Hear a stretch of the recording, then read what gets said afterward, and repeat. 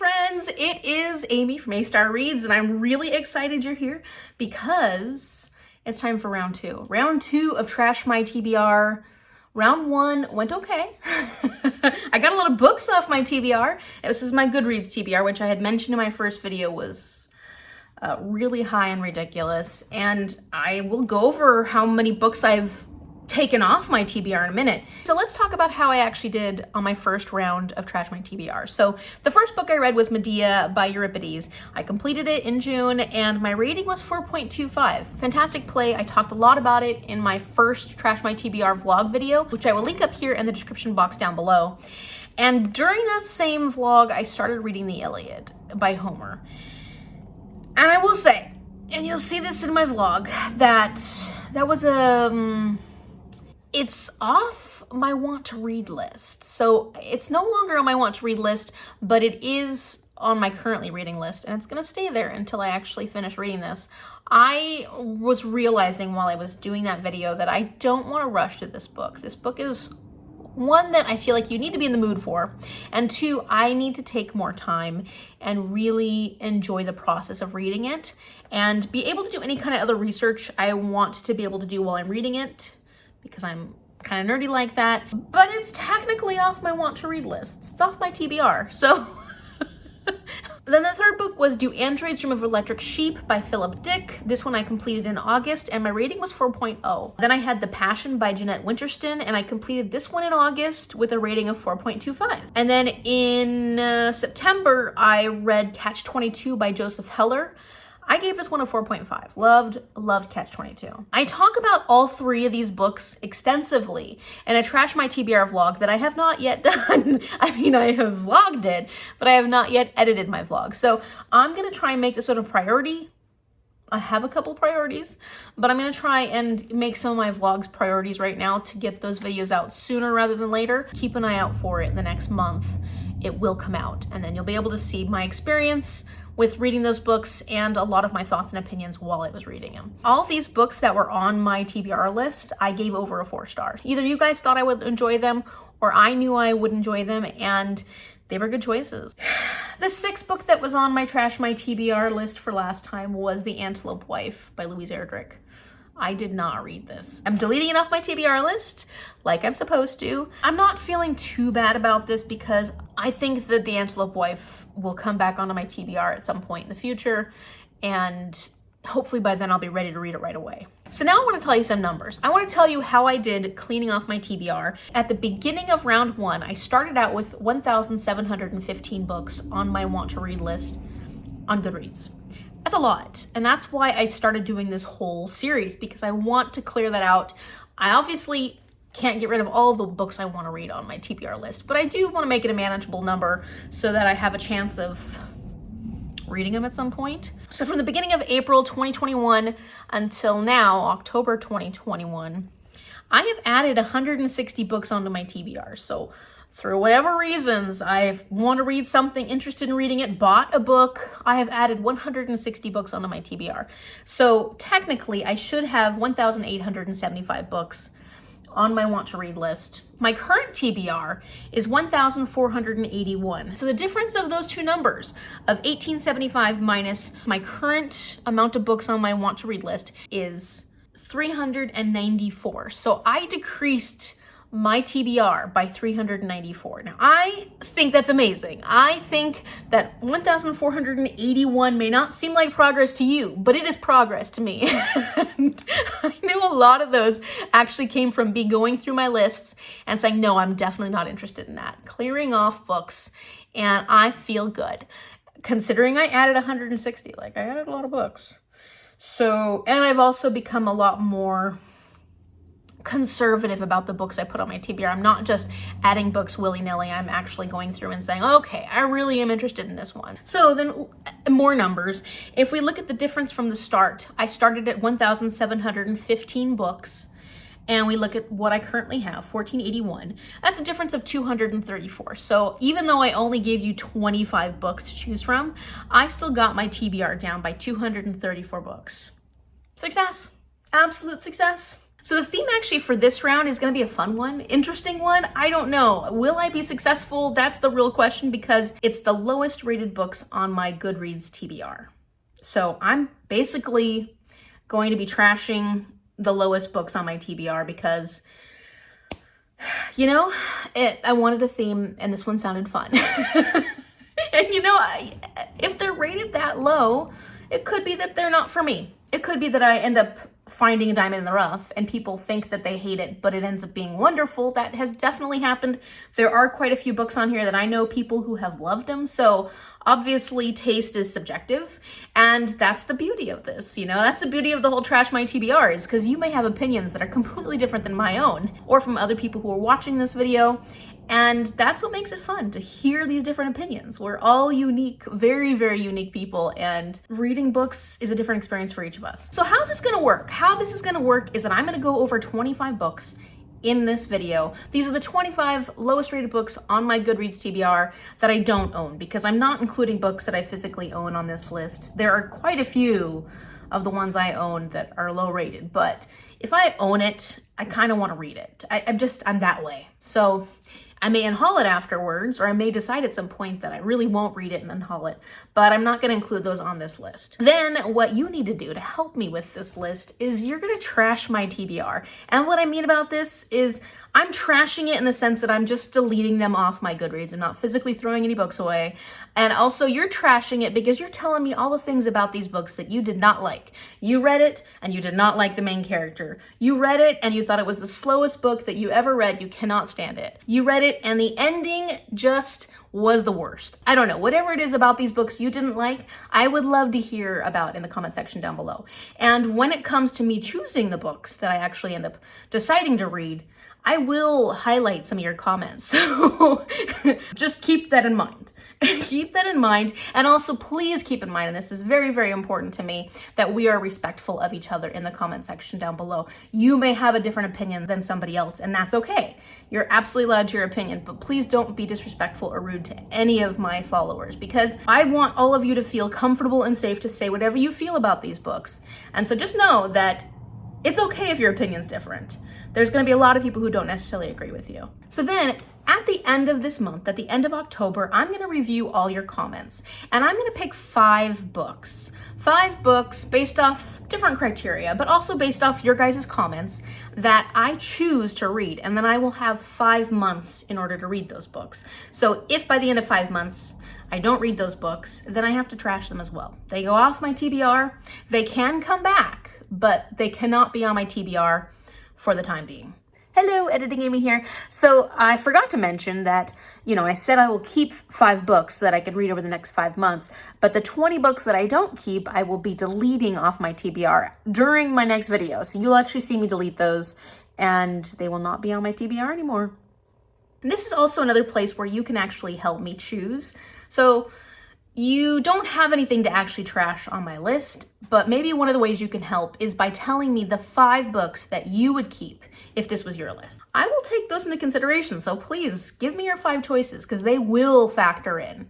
And I'd love to hear anyways what you guys think are the most interesting sounding books. So one other thing that I want to point out is that the Trash My TBR concept is not a new one. Many, many people have been doing it. I know that they do it over on Twitter, and I've heard they do it on Instagram, and of course there's been plenty of people who have done it here on BookTube. I actually really got inspired to do it by Emma from Drinking by My Shelf. I really enjoy her channel. She is definitely one of my favorite larger booktubers, and if you haven't had a chance to check out her Trash My TBRs, they are hilarious. Hilarious. She's so funny. I'm going to be going through the books from the lowest rating all the way to the highest rating, meaning like the lowest of the 25 to the highest, the 25. And that's just basically how, when I organized it in Goodreads, that's how they came up. So you might actually see it a little out of order here and there because Goodreads has some weird issues with their sorting algorithm, I guess. I don't know what the deal is, but there's a few that are like a little bit out of order here and there. But when I double checked, these are all the ones that have the lowest ratings of all the books that I have on my TBR. So book number 1 is called Campfire by Shawn Sarles. This one is the lowest rated book on my TBR, and it's 3.3 stars. It's a YA horror, and I added this one back in October of 2020. Now, 3.3 is not horrible. I didn't have too many books that were rated that low. And the funny thing about it is that most of the books that are really the lowest on my TBR are books that I actually own. But this is the lowest book on my TBR that I don't own. So this is about a girl named Maddie, and her and her family and some friends are camping, and they're out around the campfire, and someone who I think is like a guide or something like that starts telling them this story about these mountain men that come and kidnap campers and do horrible, atrocious things to their bodies, or they do stuff to them. The next morning, one of these things that has been talked about during the campfire actually happens, and Maddie and her family find themselves hiding out in the woods and on the run or something like that. I'm always a little more skeptical of horrors and thrillers that have low scores because those seem to be the kind of books where you either loved it or you didn't, or they either made a good thrill or they didn't. All right, so the next book is gonna be a fun one because this is a polarizing one, I think. I think it's gonna be polarizing. This was The Deep by Alma Katsu, and this had a rating of 3.37 stars. It's a historical fiction / horror story about the Titanic, and I added this to my TBR in November 2020. I happen to know a couple of people who loved this book, but then I've also heard a lot of people that just hated it. So I'm curious what your guys' opinions are. Should I trash this book? Before the Titanic actually sunk, there were these odd happenings on the ship. People were going ill, people were disappearing. These strange things that were happening that, I don't know, did they lead to the Titanic sinking? What were these supernatural instances actually all about? And there's this one woman named Annie who actually survived the Titanic, and she's acting as a nurse now on the Titanic's cousin ship, the Britannic. While she's doing her work on this ship, I think it's during wartime, I don't know for sure, but while she's doing her work as a nurse on this ship, some things from the past come back and start to haunt her. Maybe things are happening again. I don't know, I'm curious about this one, especially because I know people who loved it. This might be one that I want to keep. I don't know, tell me I'm wrong. Book number 3 is one that I'm actually really interested in. I don't know why, but I was drawn to this book when I first heard about it, and it's The Nakano Thrift Shop by Hiromi Kawakami. This got a rating of 3.42 stars, and I think it's a contemporary, like, sort of literary fiction kind of book. I added it in September 2020. This was translated by Allison Markin Powell, and I'm pretty sure it was from Japanese. The description's kind of hard to go off of because there's so many elements to it. This is a romance story about Hitomi, who has a crush on her coworker, Masayo. They both work for the Nakano Thrift Shop. There's elements to that relationship that are gonna come about. I think elements to the relationship they have with one of their coworkers, not romantic relationship, just friend relationship.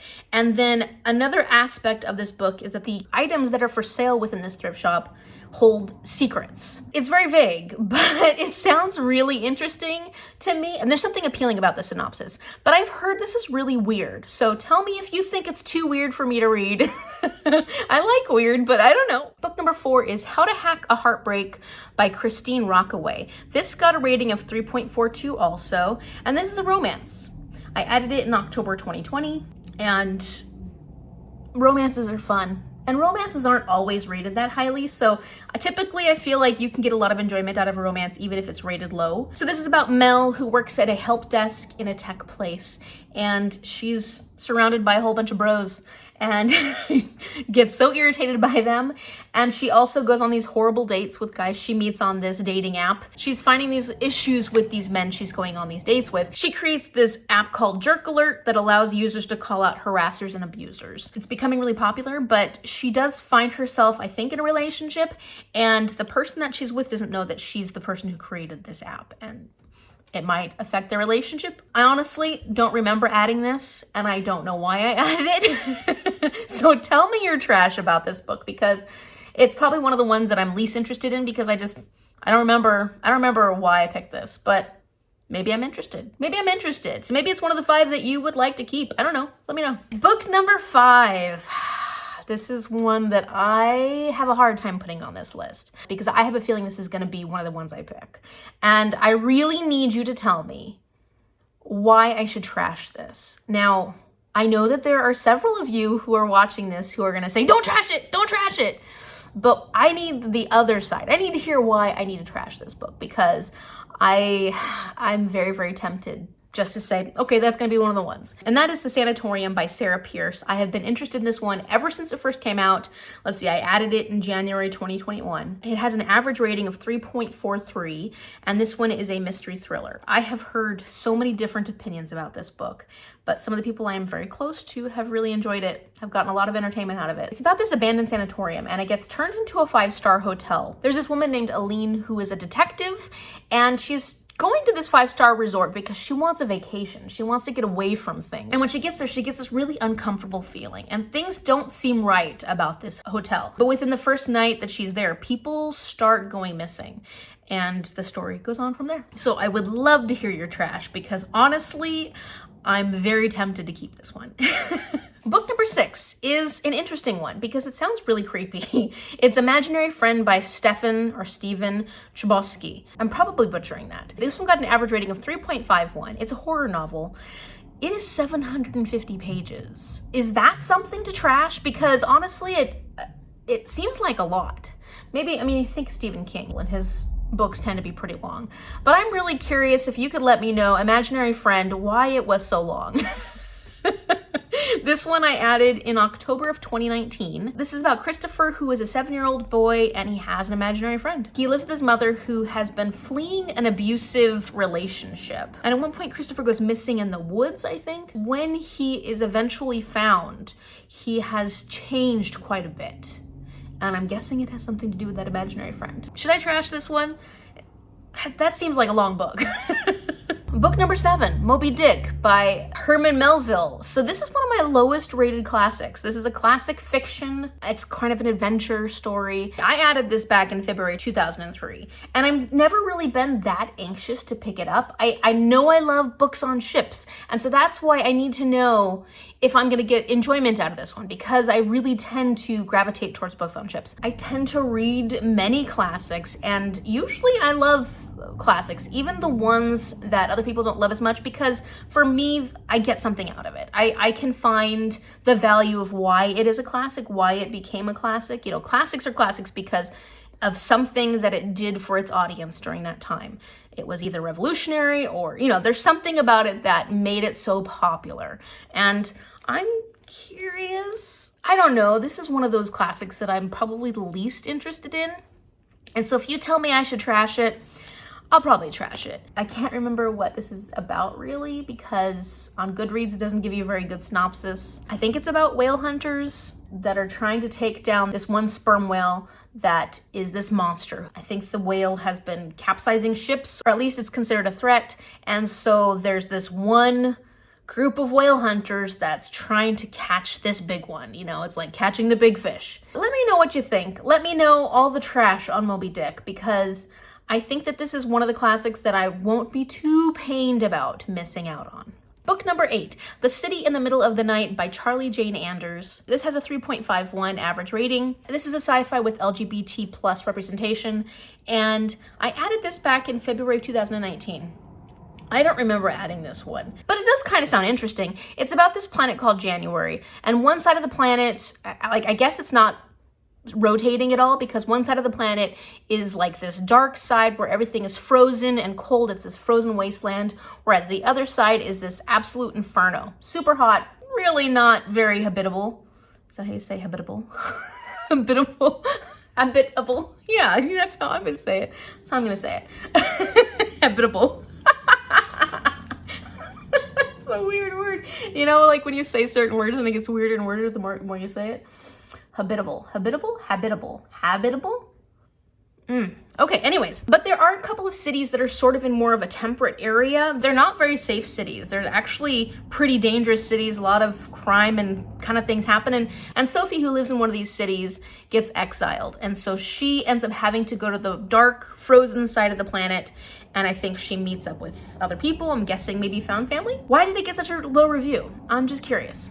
Let me know in the comment section down below. Number 9, this is another one that might be a little polarizing, and it's Wilder Girls by Rory Power. This had an average rating of 3.52.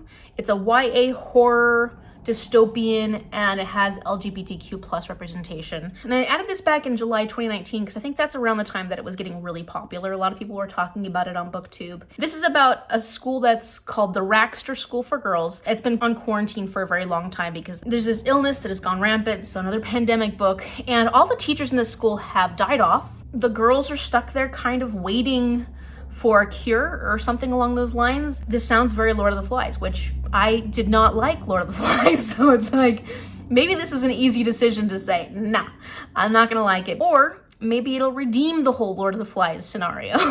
Book number 10 is The Lying Game by RUTH WARE, and this one had an average rating of 3.54. It's a mystery thriller, as most of RUTH WARE's works are, and I added this back in July 2017. Like, that was a time in my life that I was adding a lot of nonfiction books to my TBR, so how did this come about?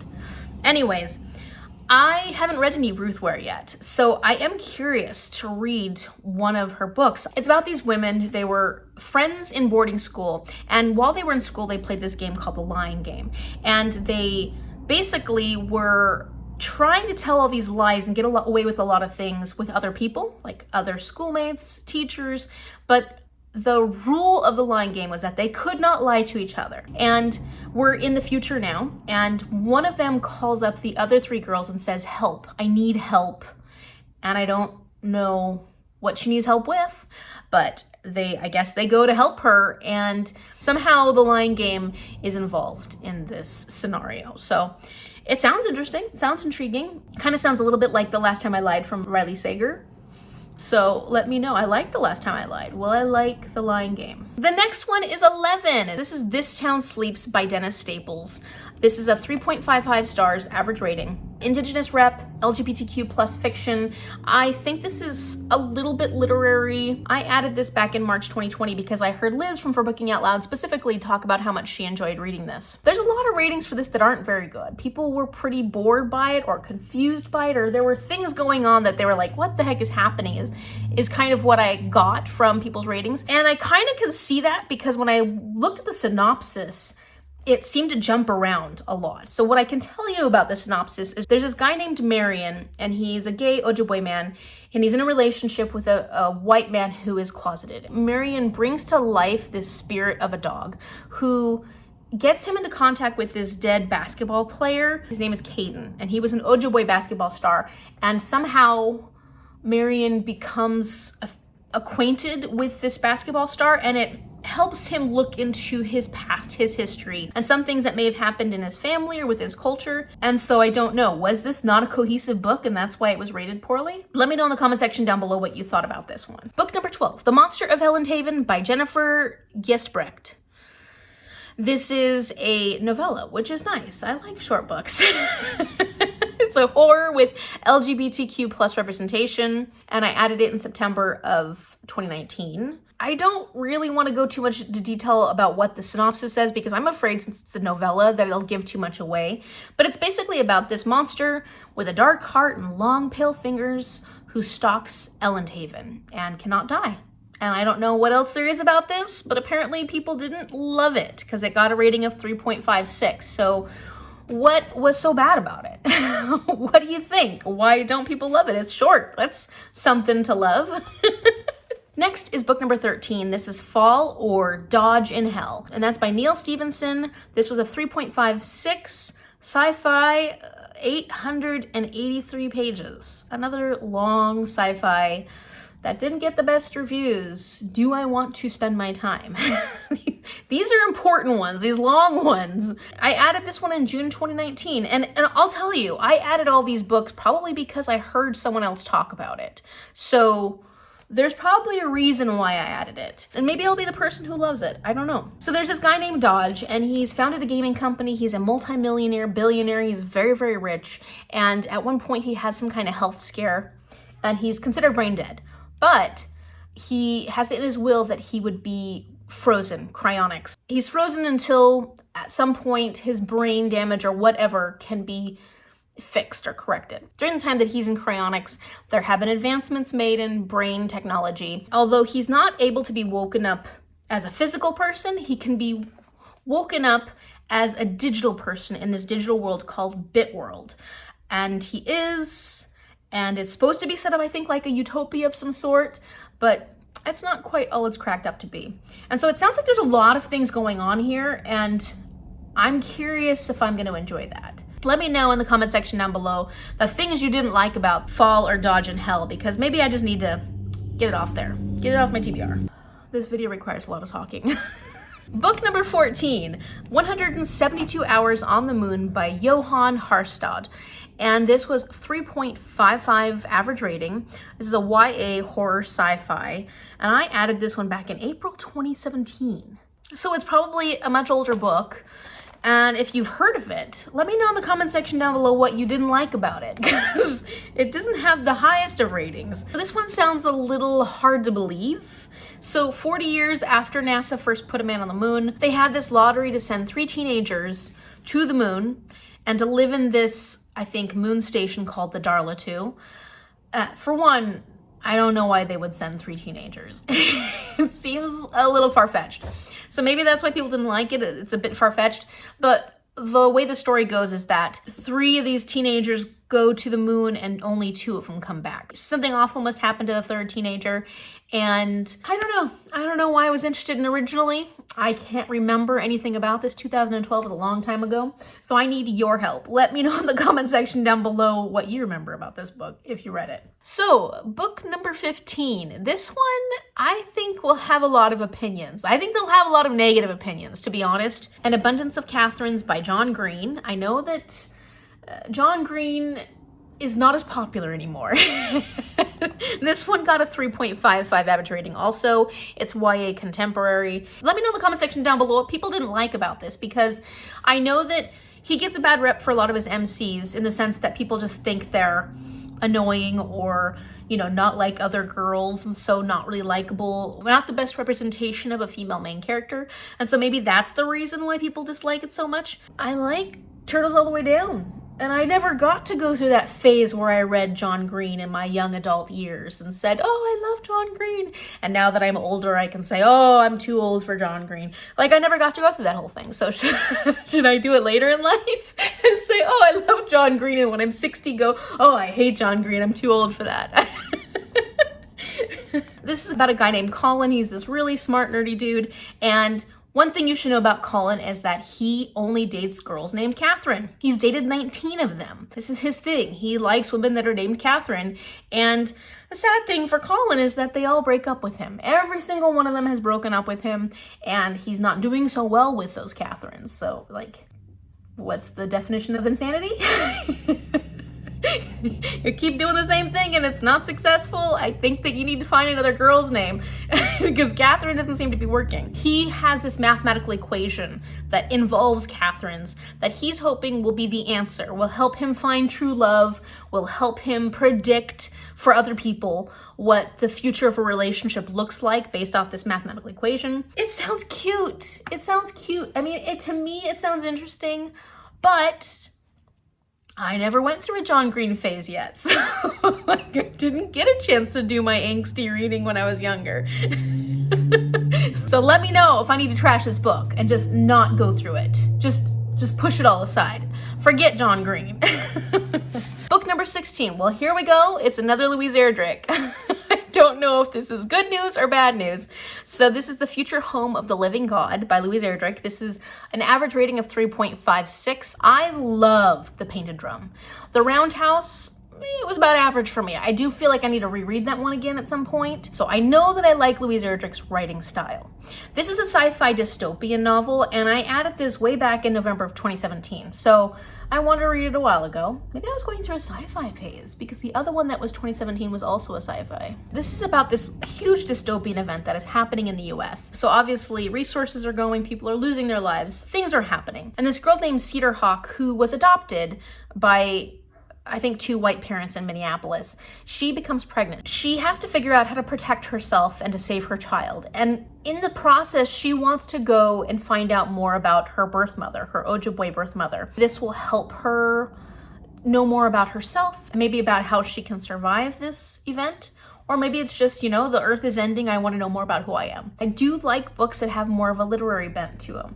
Now, I will say, I put a Louise Erdrich book on my last Trash My TBR and I didn't read it. So Am I setting this one up for failure? Let me know in the comment section down below what you didn't like about this book so I can make a decision for myself whether or not those issues are issues that I would have. Book number 17, The Star-Touched Queen by Roshani Chokshi. And this is the first in a series. This one got an average rating of 3.56, and this is a YA fantasy. I added this one back in April 2016. I don't know why. I don't remember this one at all. I do know that Roshani Chokshi has some books that are really well loved, like The Gilded Wolves and Arushan and the middle grade something. It's not the middle grade something, but it's a middle grade book. I'm just curious why this one didn't do quite as well. I looked at some of the follow-up books after this and they got much higher ratings, but did they get higher ratings because people who actually liked this one continued on the series? So this one is about Indian folklore, meaning South Asian India. This is about Maya, who actually comes from a very wealthy family. And because of that, her father's trying to make connections.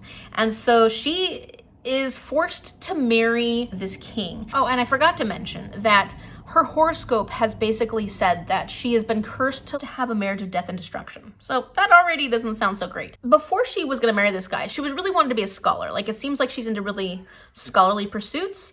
And apparently when she actually does marry him, being the queen actually fulfills some of the things that she was hoping for her life. And she finds that her love is a good love. There's a lot of good things there with this king, but he's got secrets. And I mean, I'm guessing considering her horoscope, we can kind of figure out where this is gonna go. I think it kind of sounds interesting. I don't know, let me know if I should trash this one. The next one is one that I was really excited about when I heard about it coming out. And then a lot of the reviews that I have seen on it have been pretty negative. And so like my excitement has kind of slowed down a little bit. I'm a little bummed about it because I loved Sadie by Courtney Summers, and this book is The Project by Courtney Summers. And this had a 3.55 average rating, YA thriller. So this is about Lo, whose parents have both died, and her only remaining family member is B. And she has lost contact with B over quite a few years, I think, because B has become part of this group called the Unity Project. And I'm gonna say cult here, but I don't know, I haven't read it yet.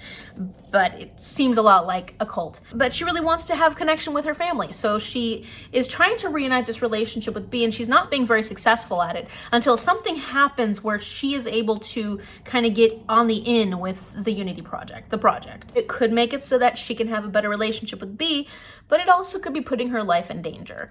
And I think it sounds amazing. I think that the synopsis sounds exactly like something I would want to read, so I was really excited about it. I don't know. Tell me what you think. Number 19, When No One Is Watching by Alyssa Cole.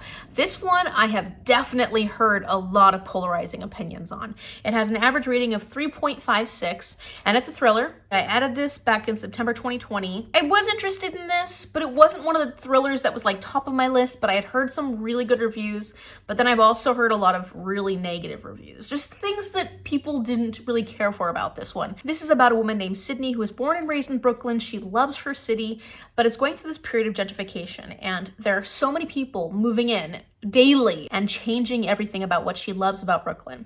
And so to kind of like hold on to what she's losing, she starts doing this walking tour of Brooklyn. She's sharing information she knows about her city, but it's also giving her a chance to like hold on to the things that she's valued about her city for so long. And so at some point she gets the help of this man named Theo. She's not asked for his help, but he's kind of pushed his help on her. As the two of them are finding out more and more about the history of this neighborhood or of this area, they're finding out some really horrific things that will lead to a better understanding of what's going on within Brooklyn, or what's going on within the neighborhood or something. But this book was polarizing. So what didn't you like about this book? Or if you did like it, put it in your top 5. Let me know what you think about it that way. Book number 20. This is funny because this is another Rory Power book, Burn Our Bodies Down, and it got an average rating of 3.58. So we're going up a little bit, 3.58. It's a YA horror, and I added it back in July 2020. This is about a girl named Margot, and her mom have been living in this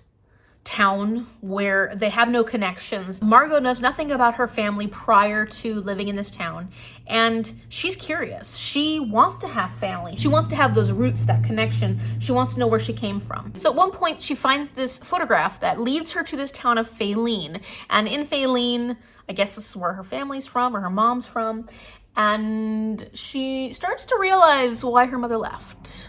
I think it sounds good. I think it sounds like it will have really difficult subject matter, and I think it sounds like it could be polarizing. So let me know what you didn't like about this book. Let me know all the trash on Burning Our Bodies Down so I can decide whether or not I'm gonna trash it. All right, number 21. I'm Thinking of Ending Things. I'm Thinking of Ending Things by Ian Reid. This one got an average rating of 3.59, and it's a horror thriller. I added this one to my TBR back in June 2016, so it's been on my TBR for a long time. A lot of the comments I saw were that it blew their minds. I mean, that kind of reminds me of how I felt about Dark Matter. Like, it blew my mind. So maybe I'll feel the same way about I'm Thinking of Ending Things. So this is a literary suspense novel about a couple that's going through something tense and dark in their life. And then I guess they're thinking about ending things. And one of the things I liked about this on the Goodreads synopsis was that it was compared to We Need to Talk About Kevin, which is a book that I loved. It was a 5-star read for me. And if you haven't read We Need to Talk About Kevin and you like literary suspense, it is suspense. That one is about like a school shooting situation. It was so good though. It was so well done. Absolutely loved that book. And because of that and that comparison, I'm really tempted to read this. I know it's not on the same subject matter, or it might not be, but if it gives me those same vibes and feelings, I feel like this would be a really high rated book for me. So let me know what you thought. Let me know if you hated it. I'm curious because it was another one that was kind of polarizing. Next, book number 22, my first nonfiction on here. I actually don't have, I know why I don't have a lot of nonfiction on here. If I come across nonfictions that are really low rated, I delete them. If they're nonfiction and they're low rated, I don't trust the source material. And that's even before looking at them or reading them, which is terrible. It's a horrible way to think, but I'm just like, oh, no. If it's a nonfiction that's got a low rating, it's probably got bad sources, or it's probably got material that's inaccurate. That's a horrible assumption. But it makes me clear through my Goodreads want to read list pretty easily and pretty quickly. I just go, nope. So I have very few nonfictions on my list that are really low rated. The ones I do, even though they have a low rating, I don't care. I'm that interested in reading them, I guess. This must have been one that I kept on there because it sounded interesting to me. So this one's called 7 Kinds of People You Find in Bookshops by Shawn Bithell. And this is a nonfiction. It has an average rating of 3.57. And I added this in November 2020, which tells me that I added this because of a booktuber. I don't know which booktuber, because I do that a lot when I'm watching videos. Is I go, oh, I like that. That sounds interesting, so I'll add it. So some booktuber that I was watching, and if it was you, let me know in the comment section down below, because I'm curious if you loved 7 Kinds of People. Was this Jeremy Fee? Jeremy, was this one that you recommended? I'm gonna like be thinking about this one. It sounds like something you read recently, Jeremy. Was it you? Anyways, this is about Shawn, who owns a bookshop in Wigton, Scotland. And he basically in this book describes the kind of people that come into his bookshop. He like categorizes them and describes them. So the 7 kinds of people you find in bookshops. So it's sort of like a humorous nonfiction.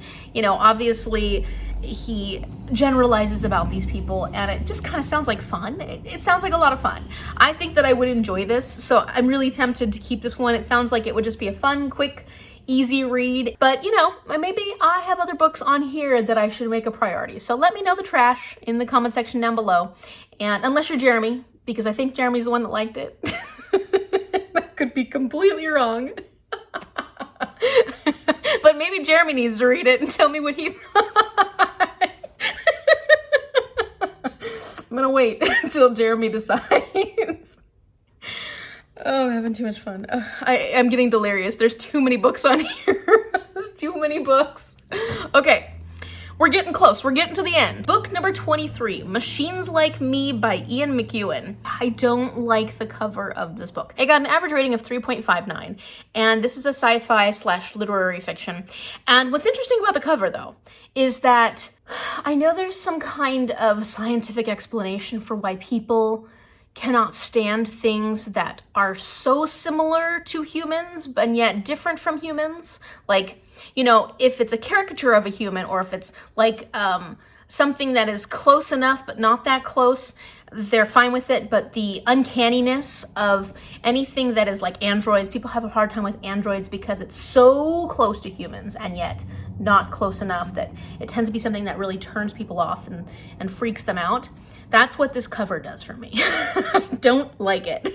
Don't like it. Whatever that thing is that I'm trying to explain very poorly, that's how I feel about this cover. So I put this on my TBR in April of 2019, and I don't know why. I have no clue why. I don't understand this choice at all. But I'm going to tell you about it.